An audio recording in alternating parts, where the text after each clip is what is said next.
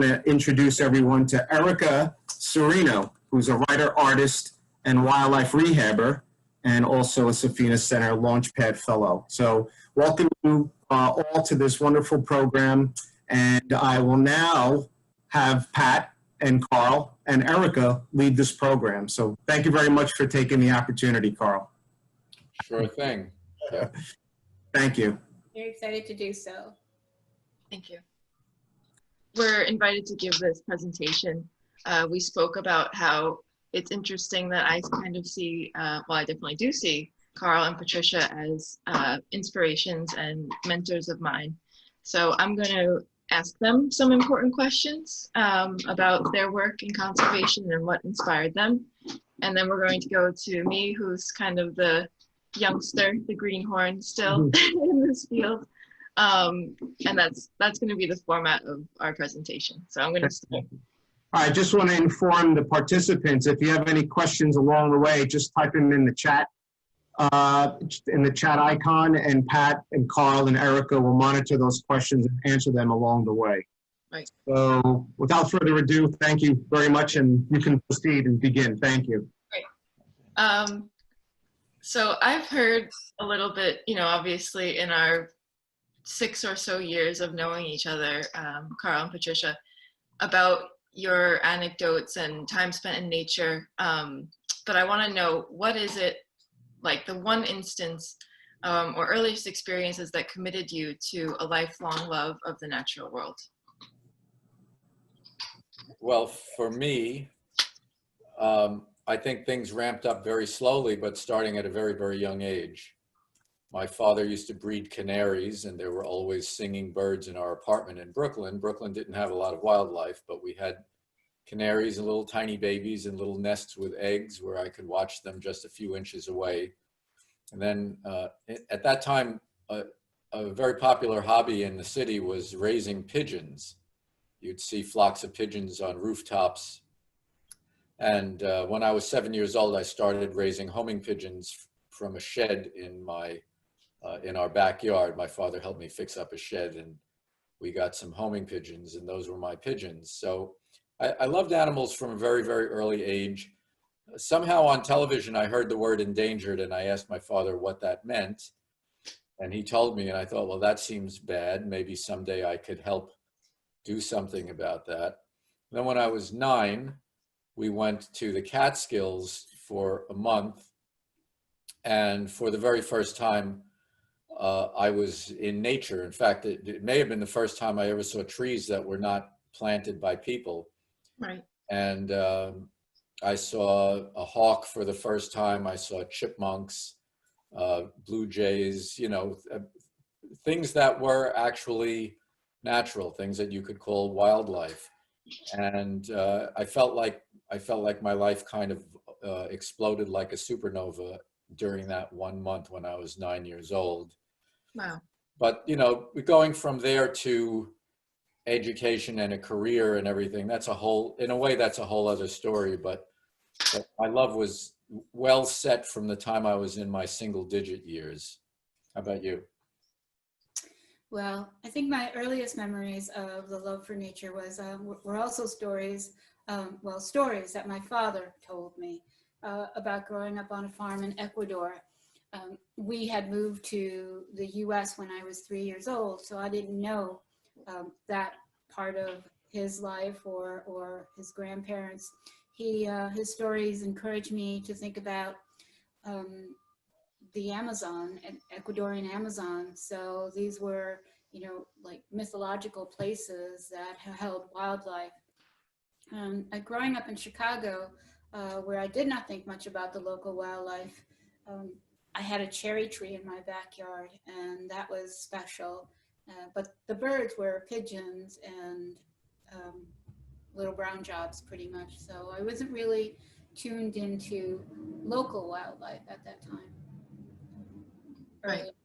So you, Erica?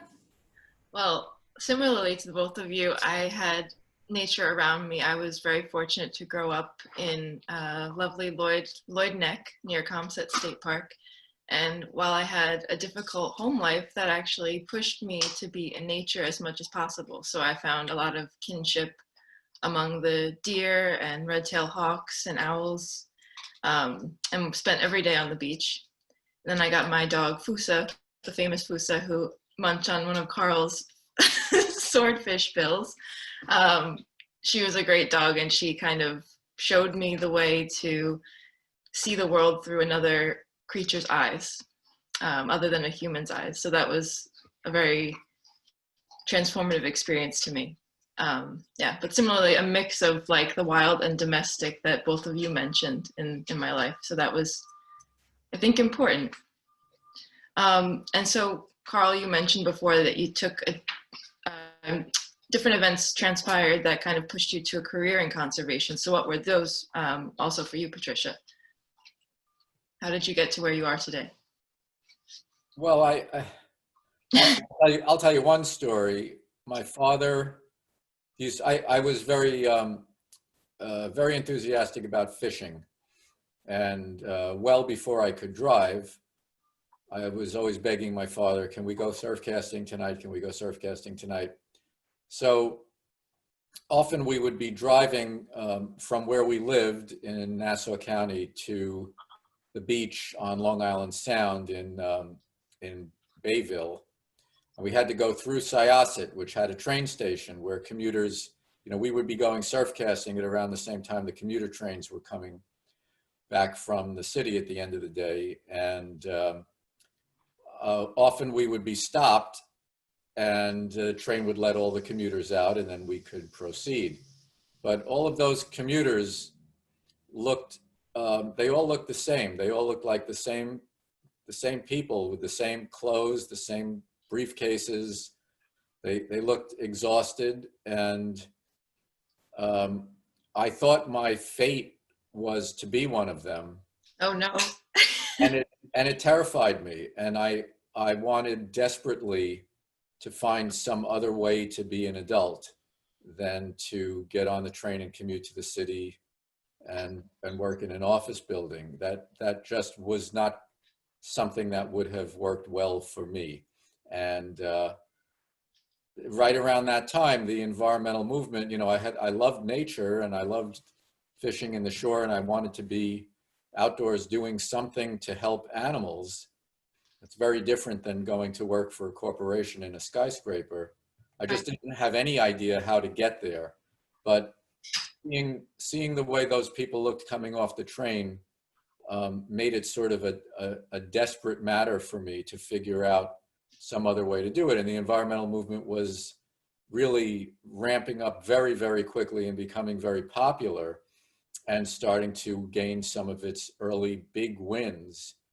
And I found out about a program in environmental studies at SUNY at Purchase in Westchester County.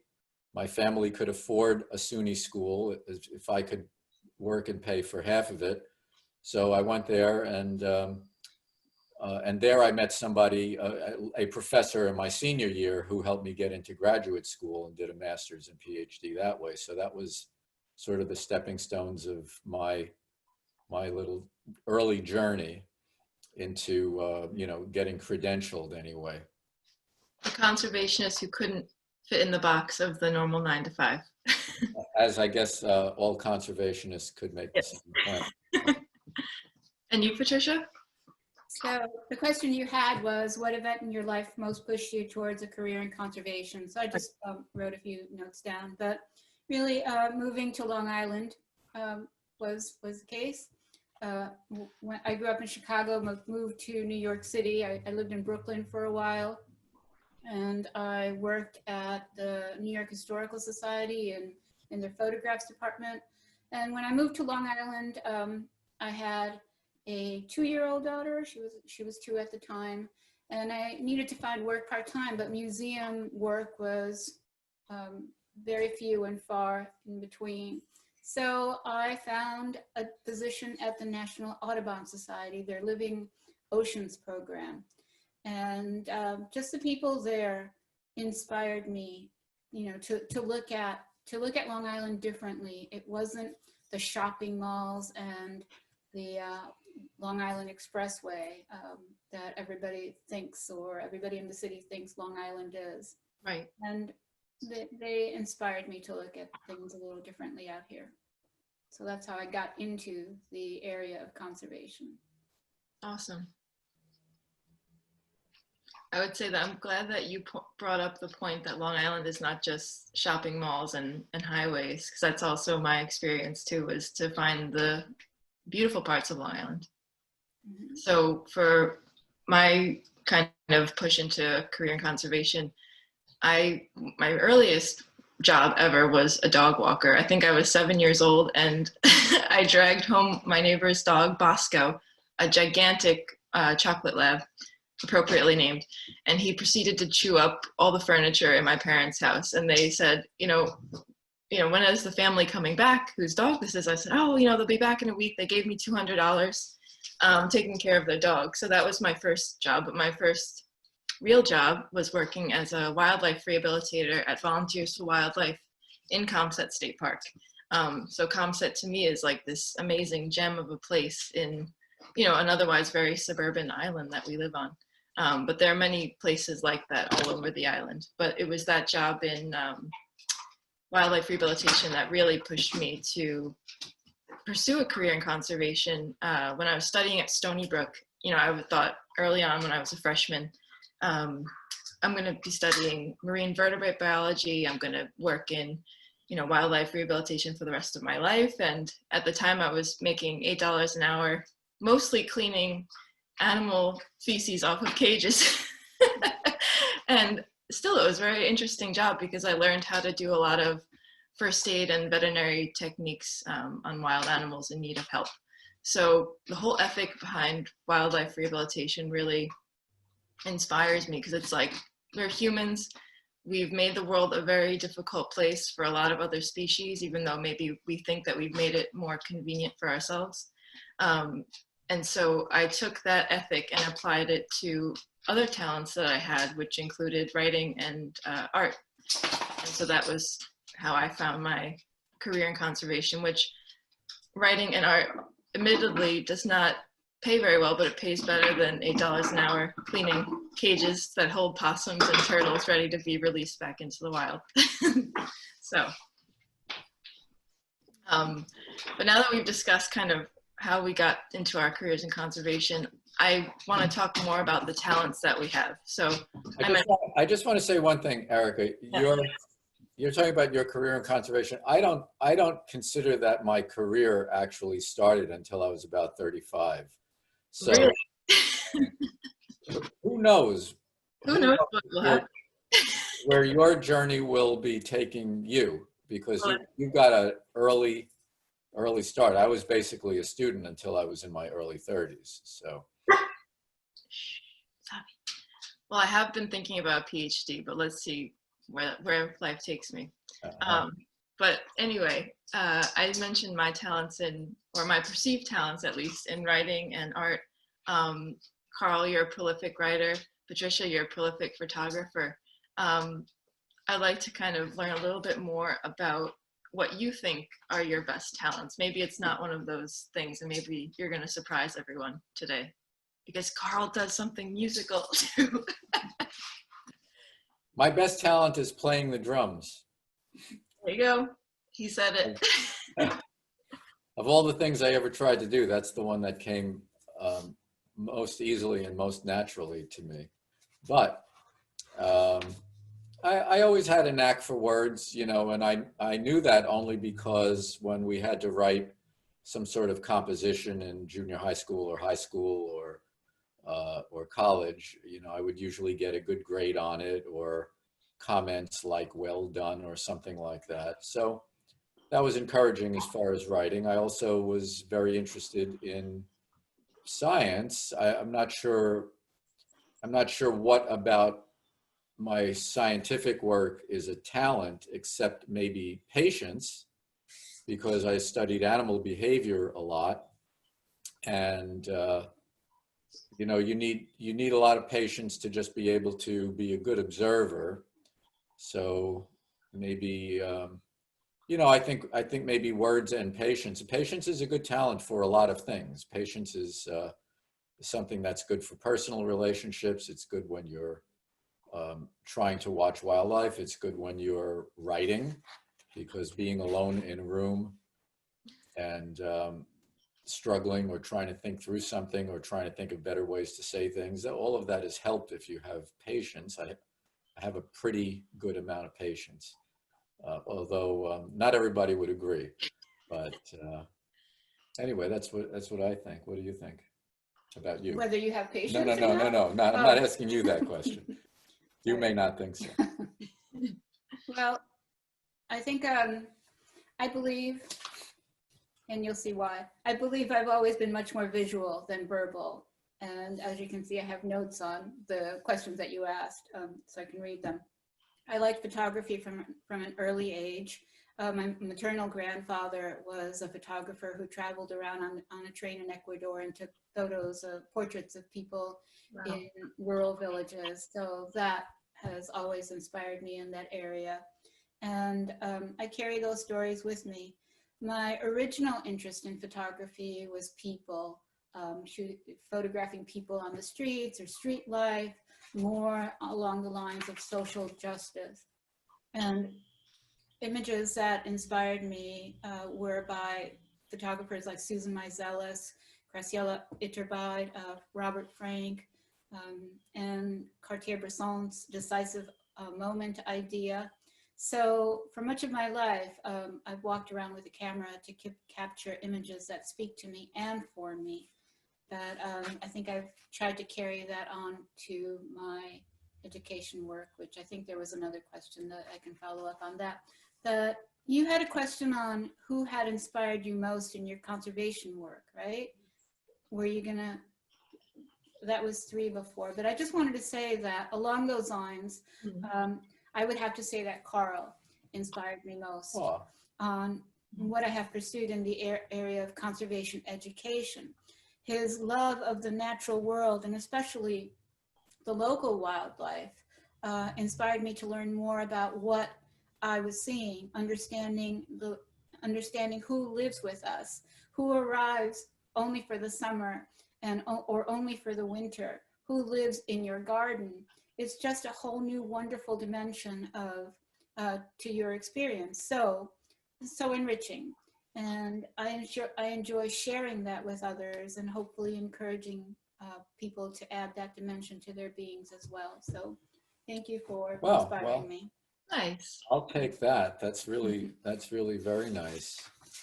I should say that the people who inspired me, I mean, there were a few, and not many, but a few. Some of them were writers who I either never got to meet or met much later in life.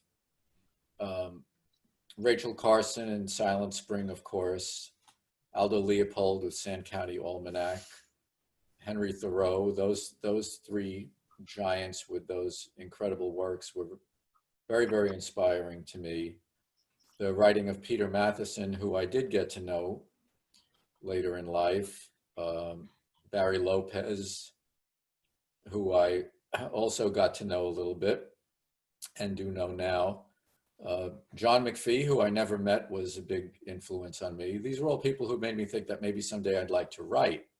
So I never studied writing. I only studied ecology, but the inspiration often came from writers, and that's one of the reasons that I think writing is powerful, because it's been very powerful for me and in my experience. So I guess also there were a couple of individual mentors, maybe 3 or 4. Person I sort of accidentally met who had a bird banding station on Fire Island. The professor I mentioned earlier in my senior year, who hired me. First I volunteered, and then he hired me to help him do research on terns, and then he helped me get into graduate school. And one of the other people that I worked with later on in maybe my first 10 years of my working life, was very supportive. And these people are, they're just gems in a person's life.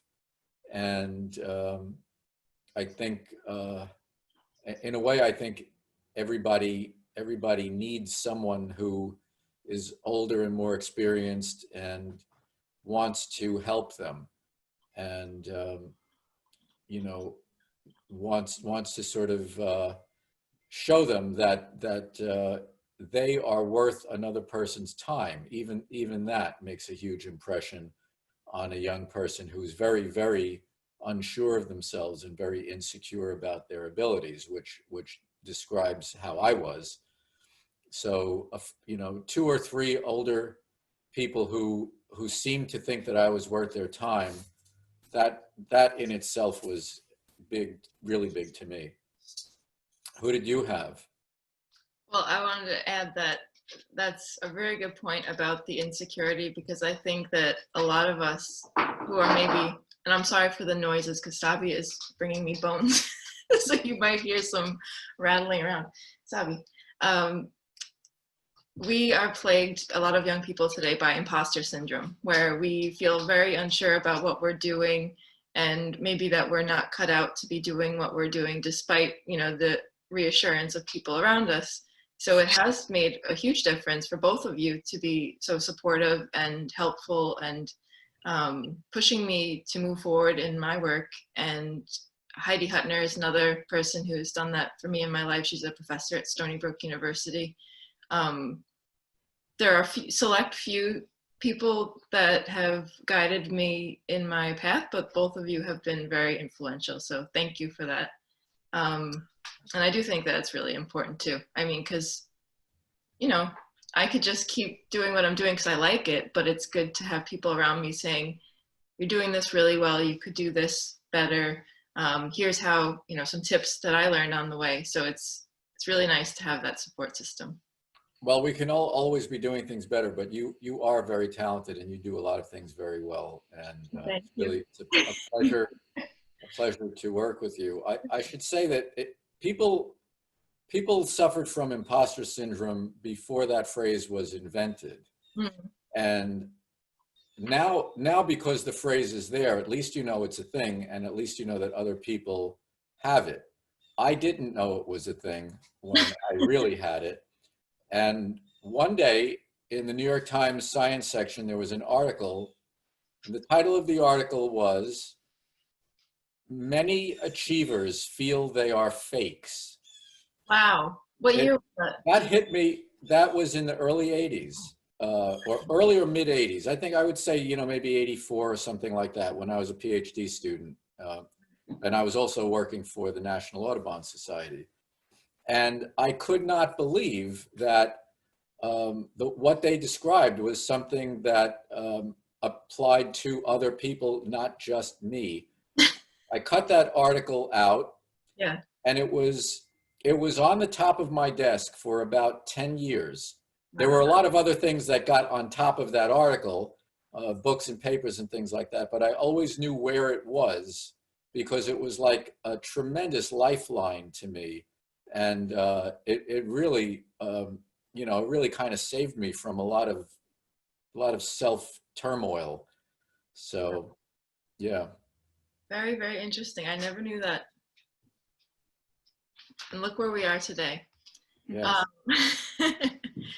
So I also wanted to ask about how each of you are using your talents to further the cause of conservation. We got into that a little bit, but I'll ask Patricia a special question. Right now you're working to address the issue of diversity in conservation. Could you discuss what you're doing to foster a conservation ethic in communities of color, and maybe a little bit more about, give some context for the issue of diversity, maybe for those listeners who haven't really explored that or don't know about it yet? Well, some of the things that I've done in the past, I've been writing grants for recent projects that would involve people of color or Spanish speakers, bilingual people. But one of the projects that I worked on in the past that I'm really proud of was bringing ocean literacy to an ocean literacy project to English language learners. I worked with some wonderful teachers at one of the high schools here on Long Island, and we took the students to a local estuary, and these young people who were learning English got a chance to explore the new world, that the wildlife in their new place, in their new land. And then also I had them do research on an animal from the country that they came from. So they wrote poetry about this, about the animals that they came from. So all of us learned about animals from their land, and they learned about the animals here. And that project, those students were invited to take part in an annual event that is on science and technology here at Stony Brook University. And they were the first ELL students to take part in that. And I'm really proud of having done that. And I would like to continue doing something like that. I'm working with a couple of wonderful organizations, SEED, that is based in Brookhaven town right now. And we're working to bring in the community around Brookhaven Hamlet and Bellport area, involved in bringing them closer to nature.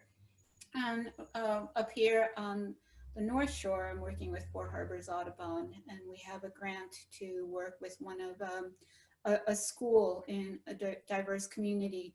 But because of COVID, we haven't really been able to get that going to work with students. So it's one of the things I'm working on right now. Incredible. And Carl, I know that we are going to address diversity at the Safina Center annual celebration. Do you want to, or feel like you need to weigh in on that and kind of how you've addressed these issues, for example, in your Melville piece, etc.? Well, I think I'll answer a little bit differently. For a long time, I have felt pretty colorblind, and I was raised in a family. Well, my father taught in inner city New York City schools. Almost all of his students were African American. My mother's not at all racist, and I just grew up without that problem. And I mentioned earlier I play the drums. My main idiom that I really love is jazz, and the jazz heroes are largely Black people.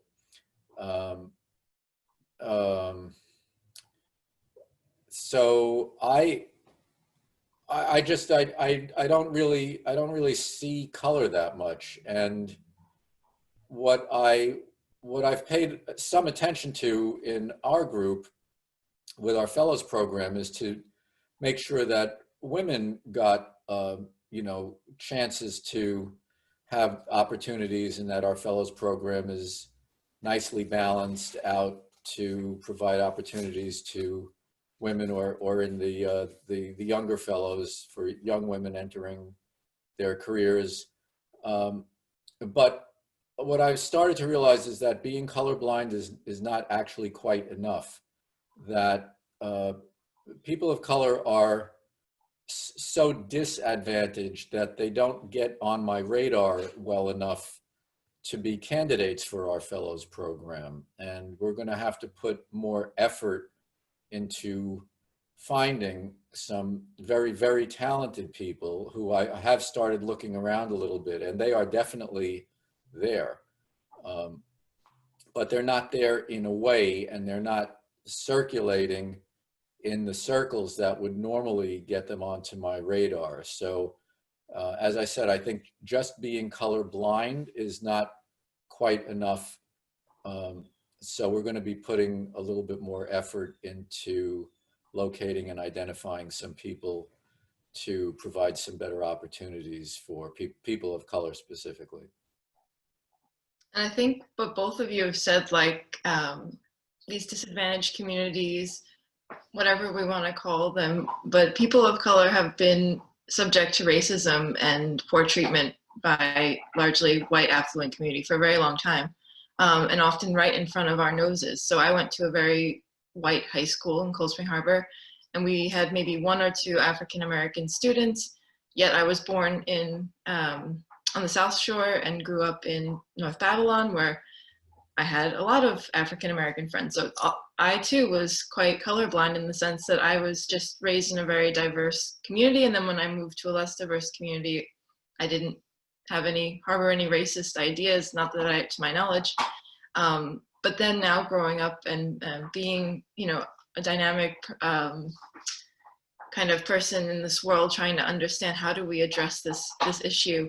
In my photojournalism, I've traveled to Cancer Alley, which is a part of Louisiana, stretching from New Orleans to Baton Rouge.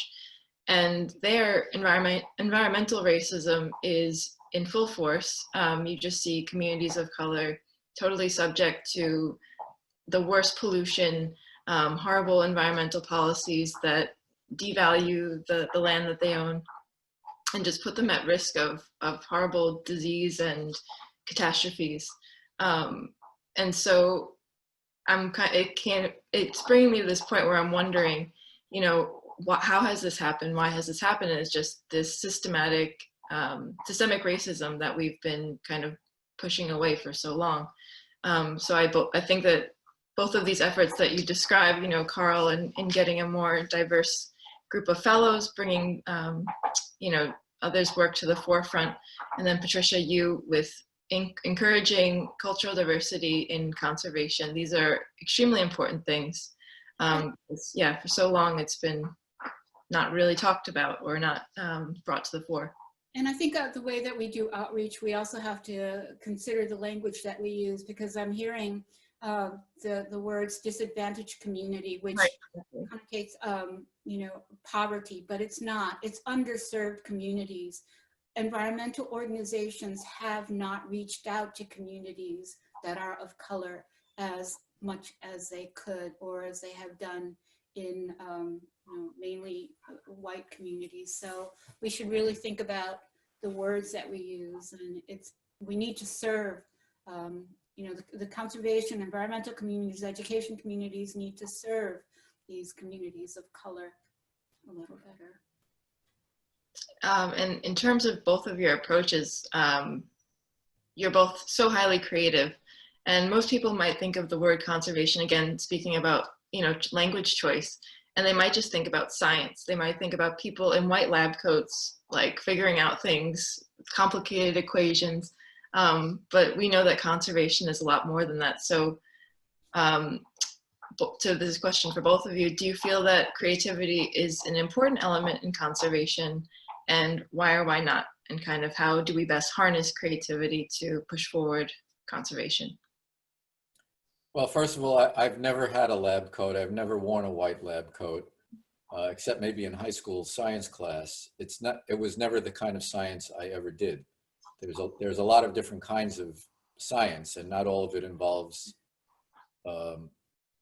it doesn't really involve laboratories a lot of the time. A lot of my ecology work involved me being in a boat and then me being at a desk with a computer crunching the numbers. But most of the hours was spent outside observing animals, what they're doing, and taking notes on, taking data on what they were doing. It was not a laboratory type exercise at all. Creativity, what is creativity? Creativity is just an ability to see things that aren't quite there yet. Most creativity is a matter of taking pretty small steps beyond what people are already doing and already thinking. It's I think actually a lot of people are fairly creative, but they don't get the opportunity to express their creativity very much for various reasons about, just the details of their lives and other responsibilities they have, or the kinds of jobs that they have. But in any endeavor, whether it's science or whether it's art or philosophy or pretty much any endeavor, creativity is what moves the endeavor forward. And it's just the tendency to think about, well, what has nobody quite thought of yet? Or where does this thing that I'm learning lead me to think that is not in the material that I'm being presented with, that hasn't quite dawned on anybody yet? But usually it's little steps that get people along. I don't think it's an incredibly rare thing, and I don't think that it means making gigantic discoveries. I think, you know, being creative is just sort of an approach that continually asks the question, what isn't quite here yet that maybe would help, or would maybe do things better, or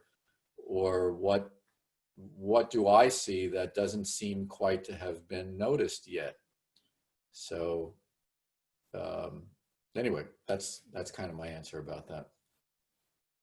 As far as creativity, I think it's an important aspect of, as Carl was saying, anything anyone does, because creativity sparks innovation and embraces the wider community. I pretty much agree with. You know, Patricia has, like I said, it's just sort of a creativity is like an approach. And Patricia has a creative approach when she's taking photographs. Now, I've often been out with her with a camera and walked right past something that she stops at. And I look and see what she's looking at that she's starting to set up a photograph of, and I don't see anything worth taking a photo of. And then she presents me with a very interesting image. So that's entirely in her head. I mean, we're right there, we have the same tool. I don't see it, she does. She has a very creative eye. You know, most people say she's just got a really good eye for photography, but it's an approach. It's how she sees. It's a very creative way of seeing. Thank you. It occurs to me that we're getting to be sort of toward the end of our hour here. We have 15 minutes left. So I'd like to encourage anybody who would like to type a question in the chat to do so. I see one from Sally, and let's see if we can answer it. Do you feel education leads to conservation, or getting involved in conservation leads to pursuing more education, or do they both feed each other? That's a very good question for Erica, who completed an education and is now thinking about getting some more education. So what do you think, Erica? Question. I do believe that they feed each other, because at least in my case, I'm the type of person that if I learn something, I often want to learn even more about it, and then maybe one day be an expert in it. For example, with plastic pollution, in 2016, 4 years ago now, which is crazy to think, Carl asked if I wanted the opportunity to go sailing across the Great Pacific Garbage Patch, which is this collection of trash floating in the Pacific Ocean. And I said yes. And then I ended up writing a bunch of stories about plastic pollution. And then that morphed into me, you know, deeply engrossing myself in this issue, traveling all over the world to follow the story, becoming, I would say I'm an expert by this point. I'm not the expert. That's a fair claim. It's a fair claim. How many times had you been sailing before you sailed across the Pacific Ocean? Only on my little laser sailboat when I was a teenager. So no open water sailing. And then I went straight to 24 days at sea with no land in sight. And I loved it. So then I did it again and again and again. Yeah, but I feel that humans are curious creatures, and the more that we get that part of our needs met, which is to be learning and trying new things, I think that we want to learn more, and I want to learn more. So, you know, I might go get a PhD. It definitely, my work in conservation has encouraged me to keep pursuing education. So yes, to that part. I think, Sally, I think the answer is it's different for different people, and there's not a general rule about which comes first. for me, my love of animals came way before I ever thought about getting any kind of education. You know, as I said, I was like, you know, 5 years old. I already loved animals. I wasn't thinking about college by a very, very long shot. And I wasn't thinking about graduate school until after I finished college. But when I was in college, it surprised me how many of the people who were, or, you know, students who were around me, who were my age in my program, were there trying to figure out what they were interested in. That surprised me because I was there because of what I was interested in. Sometimes people are presented with an opportunity like Erica just described, or they take a course, or in a course they go to some place and their whole world opens to them. So I think sometimes, you know, your love of nature and the desire to work in conservation comes first, and sometimes in the course of education you develop a love of something that you're presented with. I don't think there's one rule. I think a lot of things can happen. So we have another question here from Irene, and to me, the question is, have you worked with students using photography? And yes, a while ago, I did get some plastic cameras donated by, I forget exactly, and we used them at the aquarium. I had given them out to a group of students who to photograph what we were looking at when we were exploring the estuary, but it wasn't focused on photography. My capstone project for a master's program in psychology, education and psychology and education included a project that followed along the lines of this program called Photo Voice, and also some other projects where you encourage the participants to go out and photograph their world. And it's something that I am interested in, and I just recently learned of a young lady who is also approaching it that way. So yeah, and I had a question here that using our talents for conservation, and I wrote down, you know, taking photographs is an exercise in capturing something the photographer sees as beautiful or as moving. And I think my passion for capturing the moment, lives, and sharing my images in a way come from a desire for people to see the things that might be new to them, to learn from them, so to educate. So when I do live environmental education programs, it's like sharing that version of, you know, capturing an image, but in an extended version. And Irene also had a question for you, Erica, I'm sorry. Has Erica published something we can read? Oh my God, lots.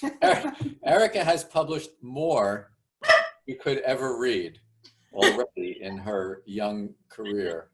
Why, thank you. So just look her up on the web. She has her own website, and her byline appears in many places.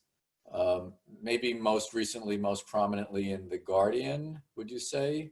Very excitingly so. I'm proud to say that I had something published in The Guardian about bird flu. So this whole COVID-19 pandemic spurred me to kind of think about a trip I took actually in grad school, going to the Midwest to study avian influenza. So you can read more about the development of factory farming and the advent of dangerous diseases that spill over from wildlife into farmed animals into people. Erica also speaks frequently, and you can see her giving presentations on the web, you know, on Zoom calls for libraries and things like that, and is working on her first book, which is the thing she has become an expert in. That's part of why she has become an expert, because she's doing a book on the problem and the solutions to the global plastics catastrophe that we are suffocating through right now. Yeah, truly, yeah. So we only have 8 minutes left. So I want to talk about something uplifting, because at least for me, I know that a lot of the problems that we cover can be a little bit of a downer. So what give each of you hope and motivation to continue your challenging but very important work? You go first? All right. I Why don't you go first? So I think, well, what I wrote down here is I know many young people working in the field of conservation science, including you, Erica. Thank you. So I used to coordinate a study abroad program to Madagascar and sent undergraduate students to study in the rainforest in Madagascar. And I was really inspired to see how that experience changed many lives and career trajectories. Many of those students have gone on to graduate programs in the conservation field, and some are even professors now inspiring other young people to enter the field. So it's just wonderful to see young people interested in caring for the environment and wildlife. So. I think what inspires me in my work is the days when I'm not working and I go out and I see the wildlife that is around us, and very, very much even here on Long Island, we're on various migration pathways. We're on the Atlantic bird flyway. We have migrating whales. We have lots and lots of fish that come and go through these waters. Just in the last week or so, I spent one day fishing, and then yesterday morning, Patricia and I went down to the Hawk Watch near Fire Island Inlet. It's almost unbelievable, and the contrast is very stark between the barrage of terribly bad news about things that are going so wrong, and then being outdoors on a migration pathway in the fall, where the fishing actually is so spectacular at this time of the year that after you catch what you feel like catching, you just sit there and you watch these fish churning through the surface, sometimes for hundreds of yards or many acres of water, or literally one day last week, we took the dogs to the beach and looked east with binoculars, and there were gulls working over migrating fish as far east as you could see in the binoculars. Wow. At the Hawk Watch yesterday morning, we parked the car, and before we even got to the place where you watch, a peregrine falcon flew overhead. The bushes were absolutely loaded with warblers and nuthatches and siskins and sparrows. It's some kinds of birds, some of the sparrows, for instance, that you almost never see, you can see during the fall migration, because they are moving. They come in and out of view, and then you come home and you have to go to work on these problems and these issues, and it's for the fact that there is still so much left that needs to be protected, needs to be saved, does not have a voice. You are their voice and their representative. That's what a conservationist really is, a voice for the voiceless. And people who work on social justice are often, in a sense, exactly that. It's really, I think conservation and social justice are in a sense the same thing. If you just erase the species barrier, it's about justice. It's about the opportunity to live, whether we're talking about other human beings or other living beings. To me, it's all on one continuum, and I find it just very, very necessary to be reinvigorated and re-inspired by seeing how much still remains, and how beautiful the living world is. So have to remind ourselves that sometimes. Like every day. Yeah. And that's one of the reasons that we love taking our dogs to the beach, right? It's always a little bit different, right? Yeah. I agree with that completely. And I think that like appreciation for both the human and non-human worlds, and the world as one, is extremely important. Just like small moments of gratitude sprinkled throughout every day can go a very, very long way. So very much in agreement with you. So Joan is asking about different experiences being used to inspire engagement. And I think engagement inspires. So it's like I once had a friend who seemed to be this was the year after I graduated from my bachelor's degree. So I was 23 years old, and I had a friend who was 24, and he had been in my program. He was a year older than me. He seemed to have a lot of energy, and he was involved in lots of different things. And I said to him, how do you get so much energy to do so many things? And he said, you don't get energy to do things, you do things and it gives you energy. And I've never forgotten that, because I have found it to be exactly correct. So bringing young people outside and engaging them, bringing ourselves outside and engaging ourselves, finding community with local groups, whether it's the Audubon Society or some educational group or a nature center or things like that. Or the bigger groups, the national groups, you can pay your dues and get their information, and sometimes get very involved with them. These are all things that I can think of. I also think personally, I find great solace and great companionship in having animals around our home. We have 3 dogs.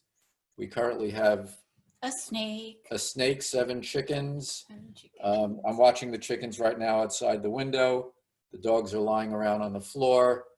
In our yard is living an orphan screech owl that was rehabilitated by Erica and released here and decided to stay with us, and raised 3 chicks in a nest box that I put up, and she's still in the yard. And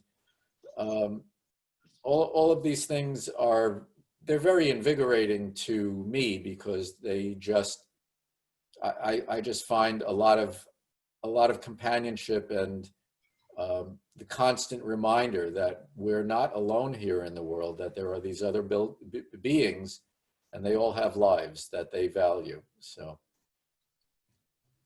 Let's see if Frank has come on.